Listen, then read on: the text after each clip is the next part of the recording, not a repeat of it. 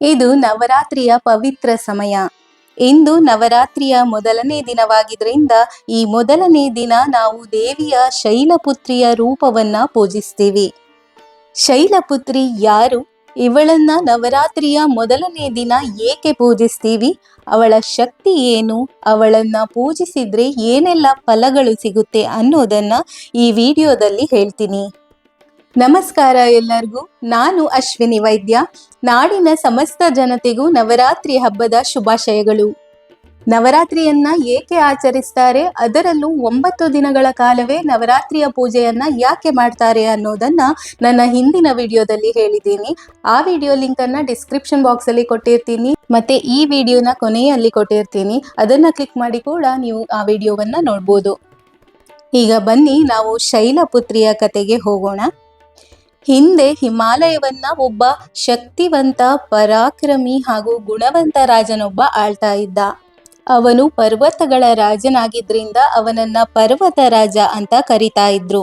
ಹಾಗೆ ಹಿಮಾಲಯದ ರಾಜನಾಗಿದ್ರಿಂದ ಹಿಮವಂತ ಅನ್ನೋ ಹೆಸರು ಕೂಡ ಇವನಿಗಿತ್ತು. ಈ ಪರ್ವತ ರಾಜನ ಮಗಳೇ ಶೈಲಪುತ್ರಿ.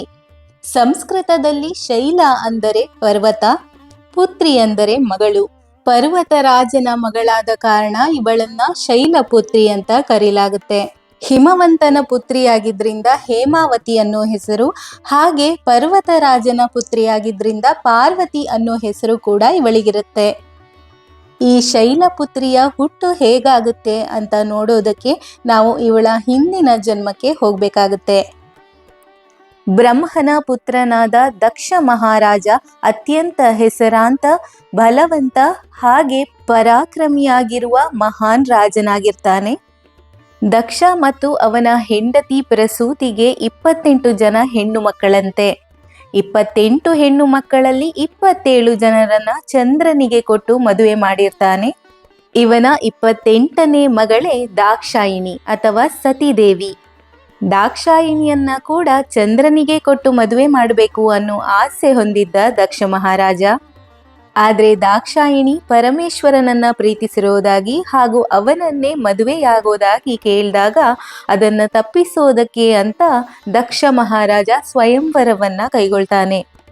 ಸತೀದೇವಿಯ ಈ ಸ್ವಯಂವರಕ್ಕೆ ಶಿವನಿಗೆ ಆಮಂತ್ರಣ ಇರೋದಿಲ್ಲ. ಆ ಸ್ವಯಂವರದಲ್ಲಿ ಶಿವ ಇಲ್ಲದಿರೋದನ್ನ ಕಂಡು ದಾಕ್ಷಾಯಿಣಿ ಬೇರೆಲ್ಲ ರಾಜರನ್ನ ಧಿಕ್ಕರಿಸಿ ಶಿವನ ಪ್ರತಿಮೆಗೆ ಹಾರವನ್ನ ಹಾಕಿ ಶಿವನೇ ನನ್ನ ಪತಿ ಅಂತ ಘೋಷಣೆ ಮಾಡ್ತಾಳೆ. ಆಗ ಪ್ರತಿಮೆಯಿಂದ ಶಿವ ಪ್ರತ್ಯಕ್ಷನಾಗಿ ಅವರಿಬ್ಬರ ಮದುವೆಗೆ ಅಪ್ಪಣೆ ಕೊಡಬೇಕಾಗಿ ದಕ್ಷನಲ್ಲಿ ಕೇಳ್ಕೊಳ್ತಾನೆ. ಆದರೆ ದಕ್ಷ ಮಹಾರಾಜನಿಗೆ ಸ್ವಲ್ಪ ಕೂಡ ಈ ಮದುವೆ ಇಷ್ಟವಿರೋದಿಲ್ಲ. ಸ್ಮಶಾನವಾಸಿಯಾದ ಶಿವನಿಗೆ ರಾಜಕುಮಾರಿಯನ್ನ ಕೊಟ್ಟು ಹೇಗೆ ಮದುವೆ ಮಾಡಿಕೊಡೋದು ಅನ್ನೋದು ಅವನ ಸಂಕಟವಾಗಿತ್ತು. ಇತ್ತ ಶಿವನಿಗೂ ಕೂಡ ಬ್ರಹ್ಮದೇವನ ಮೇಲಿನ ಅಪಾರ ಗೌರವಕ್ಕಾಗಿ ಅವನ ಮಗನಾದ ದಕ್ಷನ ಒಪ್ಪಿಗೆ ಇಲ್ಲದೆ ಸತಿಯನ್ನ ಮದುವೆಯಾಗೋದು ಅವನಿಗೆ ಇಷ್ಟವಿರಲಿಲ್ಲ. ನಂತರ ಬ್ರಹ್ಮದೇವನ ಸಹಾಯದಿಂದ ಎಲ್ಲರೂ ದಕ್ಷನನ್ನ ಮದುವೆಗೆ ಒಪ್ಪಿಸ್ತಾರೆ. ಆ ನಂತರ ಎಲ್ಲಾ ದೇವಿ ದೇವತೆಗಳು ಸೇರಿ ಸಂಭ್ರಮದಿಂದ ಶಿವ ಹಾಗೂ ಸತಿಯ ವಿವಾಹವನ್ನ ಮಾಡ್ತಾರೆ. ಹೀಗೊಂದು ದಿನ ಬ್ರಹ್ಮದೇವ ಒಂದು ಯಜ್ಞವನ್ನ ಕೈಗೊಳ್ತಾನೆ. ಆ ಯಜ್ಞಕ್ಕೆ ಶಿವನನ್ನ ಅಧ್ಯಕ್ಷನನ್ನಾಗಿ ಮಾಡ್ತಾನೆ. ಹಾಗೆ ಈ ಯಜ್ಞಕ್ಕೆ ಎಲ್ಲಾ ದೇವಿ ದೇವತೆಗಳಿಗೂ ರಾಜ ಮಹಾರಾಜರುಗಳಿಗೂ ಆಹ್ವಾನವಿರುತ್ತೆ. ಇಂಥ ಯಜ್ಞಕ್ಕೆ ದಕ್ಷ ಮಹಾರಾಜ ಬರ್ತಾನೆ. ಆಗ ಎಲ್ಲರೂ ಎದ್ದು ನಿಂತು ದಕ್ಷನಿಗೆ ಗೌರವಪೂರ್ವಕವಾಗಿ ನಮಸ್ಕರಿಸ್ತಾರೆ. ಆದರೆ ಶಿವ ಮಾತ್ರ ನಮಸ್ಕಾರ ಮಾಡೋದಿಲ್ಲ. ನನ್ನ ಅಳಿಯನಾದ್ರೂ ಕೂಡ ನನಗೆ ಗೌರವವನ್ನ ಕೊಟ್ಟು ನಮಸ್ಕರಿಸಲಿಲ್ಲ ಅನ್ನೋ ಕಾರಣಕ್ಕೆ ಶಿವನ ಮೇಲೆ ಅಸಮಾಧಾನದ ಹಾಗೂ ದ್ವೇಷದ ಕಿಡಿಯನ್ನ ಹುಟ್ಟಿಸಿಕೊಳ್ತಾನೆ ದಕ್ಷ ಮಹಾರಾಜ. ಈ ಅವಮಾನಕ್ಕೆ ತಕ್ಕ ಉತ್ತರವನ್ನ ನಾನು ಕೊಟ್ಟೇ ಸಿದ್ಧ ಅಂತ ತಾನು ಕೂಡ ಒಂದು ಮಹಾನ್ ಯಜ್ಞವನ್ನ ಮಾಡ್ತಾನೆ. ಅದು ಬಹಳ ದೊಡ್ಡ ಯಜ್ಞವಾಗಿದ್ದು ಸಕಲರಿಗೂ ಆಹ್ವಾನವಿರುತ್ತೆ. ಆದ್ರೆ ಶಿವ ಮತ್ತು ಸತಿಗೆ ಮಾತ್ರ ಆಮಂತ್ರಣ ಇರೋದಿಲ್ಲ. ಇತ್ತ ತಂದೆ ಮಾಡ್ತಾ ಇರೋ ಈ ಯಜ್ಞದ ವಿಷಯವನ್ನ ಕೇಳಿದ ಸತಿ ತಾನು ಹೋಗ್ಬೇಕು ಅನ್ನೋದಾಗಿ ಶಿವನಲ್ಲಿ ಕೇಳ್ತಾಳೆ. ಆಗ ಶಿವ, ನಮಗೆ ಆಮಂತ್ರಣವಿಲ್ಲವಲ್ಲ ಸತಿ ಅಂತ ಹೇಳ್ತಾನೆ. ಆಗ ಸತಿ, ನಮ್ಮ ಮನೆಗೆ ನಾವು ಹೋಗೋದಕ್ಕೆ ಆಮಂತ್ರಣ ಬೇಕೆ, ಹೋಗಿ ಬರೋಣ ಅಂತ ಕೇಳ್ತಾಳೆ. ಆಗ ಶಿವ, ನಾನು ಬರೋದಿಲ್ಲ, ನೀನು ಹೋಗಿ ಬಾ ಅಂತ ಹೇಳ್ತಾನೆ. ಹಾಗಾಗಿ ಸತಿ ಒಬ್ಬಳೇ ತನ್ನ ತವರಿಗೆ ಹೋಗ್ತಾಳೆ. ಹೀಗೆ ದಕ್ಷ ಮಹಾರಾಜ ಕರೆಯದೆ ಬಂದ ಸತಿಯನ್ನ ಕಂಡು ತನ್ನ ಮಗಳು ಅನ್ನೋದನ್ನು ಕೂಡ ಮರೆತು ಅವಮಾನದ ಪ್ರತೀಕಾರ ತೀರಿಸಿಕೊಳ್ಳೋದಕ್ಕೆ ಪ್ರತಿಯಾಗಿ ಅವಳಿಗೂ ಹಾಗೂ ಶಿವನಿಗೂ ಅವಮಾನಿಸೋದಕ್ಕೆ ಶುರು ಮಾಡ್ತಾನೆ. ಆಗ ಸತಿ ಹೇಳ್ತಾಳೆ, ಕರೆಯದೆ ಬಂದವಳು ನಾನು, ನನ್ನನ್ನ ಬೇಕಾದರೆ ನಿಂದಿಸಿ, ಆದರೆ ನನ್ನ ಪತಿಯದ್ದೇನು ತಪ್ಪಿಲ್ಲ, ಅವರಿಗೆ ಅವಮಾನ ಮಾಡೋದನ್ನ ನಾನು ಸಹಿಸಲಾರೆ ಅಂತ ಹೇಳಿದಾಗ ದಕ್ಷ ಶಿವನನ್ನ ಇನ್ನಷ್ಟು ಹೀಯಾಳಿಸೋದಕ್ಕೆ ಶುರು ಮಾಡ್ತಾನೆ. ತನ್ನ ಪತಿ ಶಿವನ ಮೇಲೆ ಅಪಾರ ಪ್ರೀತಿ ಹಾಗೂ ಭಕ್ತಿಯನ್ನ ಹೊಂದಿದ್ದ ಸತಿಯ ಕಿವಿಗಳಿಂದ ಪತಿಯ ಅವಮಾನವನ್ನ ಕೇಳಲಾರದೆ ಅವನ ಅವಮಾನವನ್ನ ಕೇಳಿದ ಕಿವಿಗಳು ಇನ್ನಿರೋದು ಬೇಡ ಅಂತ ಮುಂದಿನ ಜನ್ಮದಲ್ಲೂ ನಾನು ಶಿವನ ಪತ್ನಿಯಾಗಬೇಕು ಅನ್ನೋ ಸಂಕಲ್ಪವನ್ನ ಮಾಡಿ ತನ್ನ ತಂದೆ ಮಾಡ್ತಾ ಇರೋ ಯಜ್ಞಕುಂಡಕ್ಕೆ ಹಾರಿ ತನ್ನನ್ನ ದಹಿಸಿಕೊಳ್ತಾಳೆ ಸತೀದೇವಿ. ಇತ್ತ ಶಿವನಿಗೆ ಈ ವಿಷಯ ಗೊತ್ತಾಗಿ ಓಡೋಡಿ ಬರ್ತಾನೆ. ಬಂದು ನೋಡಿದಾಗ ಸತಿಯ ಸುಟ್ಟ ದೇಹ ಅವನ ಎದುರಿಗಿರುತ್ತೆ. ತುಂಬಾನೇ ಕೋಪಗೊಂಡಿದ್ದ ಶಿವ ಸತಿಯ ಮೃತದೇಹವನ್ನ ಎತ್ತಿ ಹಿಡ್ಕೊಂಡು ಇಡೀ ಬ್ರಹ್ಮಾಂಡದಲ್ಲೆಲ್ಲ ರುದ್ರ ತಾಂಡವವನ್ನ ಮಾಡ್ತಾನೆ. ಶಿವನ ಈ ರುದ್ರ ತಾಂಡವದಿಂದ ಇಡೀ ಬ್ರಹ್ಮಾಂಡವೇ ಅಲ್ಲೋಲ ಕಲ್ಲೋಲವಾಗುತ್ತೆ. ಹಾಗೆ ಬ್ರಹ್ಮಾಂಡ ನಾಶವಾಗೋದಕ್ಕೆ ಶುರುವಾಗುತ್ತೆ. ಹಾಗಾಗಿ ದೇವತೆಗಳು ವಿಷ್ಣುವಿನಲ್ಲಿಗೆ ಹೋಗಿ ಪರಿಹಾರವನ್ನ ಕೇಳ್ತಾರೆ.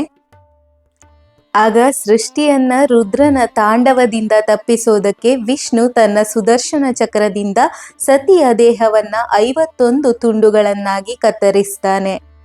ಈ 51 ತುಂಡುಗಳು ಭೂಮಿಯ 51 ಭಾಗಗಳಲ್ಲಿ ಬಿದ್ದು ಆ ಜಾಗಗಳಲ್ಲಿ 51 ಶಕ್ತಿ ಪೀಠಗಳು ಸೃಷ್ಟಿಯಾಗುತ್ತೆ. ಇದಾದ ನಂತರ ಶಿವನಿಗೆ ಕೋಪ ಕಡಿಮೆಯಾಗುತ್ತೆ, ಆದ್ರೆ ಅಪಾರ ದುಃಖದಲ್ಲಿ ಮುಳುಗ್ತಾನೆ. ಈ ದುಃಖ ಎಷ್ಟಿತ್ತೆಂದ್ರೆ ಅವನು ಸಂಪೂರ್ಣವಾಗಿ ವೈರಾಗಿ ಆಗ್ತಾನೆ. ತನ್ನೆಲ್ಲಾ ಕರ್ತವ್ಯಗಳನ್ನು ತ್ಯಜಿಸಿ ಹಿಮಾಲಯದಲ್ಲಿ ಆಳವಾದ ಧ್ಯಾನದಲ್ಲಿ ಮುಳುಗಿಬಿಡ್ತಾನೆ. ಅವನ ಈ ಧ್ಯಾನ 1000 ವರ್ಷಗಳ ಕಾಲ ಮುಂದುವರಿದಿತ್ತು ಅಂತ ಹೇಳಲಾಗುತ್ತೆ. ಹೀಗೆ ಸತಿ ಸಾಯೋದಕ್ಕೂ ಮುನ್ನ ಮುಂದಿನ ಜನ್ಮದಲ್ಲೂ ಕೂಡ ಶಿವನನ್ನೇ ತನ್ನ ಪತಿಯನ್ನಾಗಿ ಪಡೆಯುವ ಸಂಕಲ್ಪವನ್ನ ಮಾಡಿ ಮುಂದೆ ಪರ್ವತರಾಜನ ಮಗಳು ಶೈಲಪುತ್ರಿಯಾಗಿ ಮರು ಜನ್ಮವನ್ನ ಪಡಿತಾಳೆ. ಅಂದ್ರೆ ಶಿವನನ್ನ ಮತ್ತೆ ಪತಿಯನ್ನಾಗಿ ಪಡೆಯೋದಕ್ಕೇನೆ ಸತೀದೇವಿ ಶೈಲಪುತ್ರಿಯಾಗಿ ಹುಟ್ಟಿ ಬರ್ತಾಳೆ. ಈ ಸಂಕಲ್ಪ ಸಿದ್ಧಿಗಾಗಿ ಮರುಜನ್ಮವನ್ನ ಪಡೆದ ಶೈಲಪುತ್ರಿಯ ಆರಾಧನೆಯನ್ನ ಮಾಡಿದ್ರೆ ನಮಗೆ ಏನೇ ಕೆಲಸಗಳಾಗಬೇಕಾದ್ರೂ ಕೂಡ ಅದು ಆಗುತ್ತೆ, ನಮ್ಮ ಸಂಕಲ್ಪಗಳೆಲ್ಲವೂ ಸಿದ್ಧಿಯಾಗುತ್ತೆ ಅನ್ನೋದು ಪ್ರತೀತಿ. ಶೈಲಪುತ್ರಿ ವೃಷಭ ಅಂದರೆ ಗೋಳಿಯ ಮೇಲೆ ಕುಳಿತಿರ್ತಾಳೆ. ಹಾಗೆ ಶ್ವೇತ ವಸ್ತ್ರವನ್ನ ಧರಿಸಿ ಒಂದು ಕೈಯಲ್ಲಿ ತ್ರಿಶೂಲ ಮತ್ತೊಂದು ಕೈಯಲ್ಲಿ ಕಮಲವನ್ನ ಹಿಡಿದಿರ್ತಾಳೆ. ಹಣೆಯ ಮೇಲೆ ಅರ್ಧ ಚಂದ್ರಾಕೃತಿಯನ್ನ ಧರಿಸಿರ್ತಾಳೆ. ಇವಳ ಪೂಜೆಯಿಂದ ಮನೆಯಲ್ಲಿ ಶಾಂತಿ, ನೆಮ್ಮದಿ, ಸುಖ, ಸಮೃದ್ಧಿ ತುಂಬಿ ತುಳುಕುತ್ತೆ ಅಂತ ಹೇಳಲಾಗುತ್ತೆ. ಇಂತಹ ಶೈಲಪುತ್ರಿಯ ಅನುಗ್ರಹ ನಮ್ಮೆಲ್ಲರ ಮೇಲಿರಲಿ, ಅವಳ ಆಶೀರ್ವಾದ ಸದಾ ನಮ್ಮ ಮೇಲಿರಲಿ ಅಂತ ಕೇಳ್ತಾ ನವರಾತ್ರಿಯ 2ನೇ ದಿನ ಪೂಜಿಸುವಂತಹ ಬ್ರಹ್ಮಚಾರಿಣಿಯ ಕಥೆಯೊಂದಿಗೆ ಮತ್ತೆ ಸಿಗ್ತೀನಿ. ನಮಸ್ಕಾರ.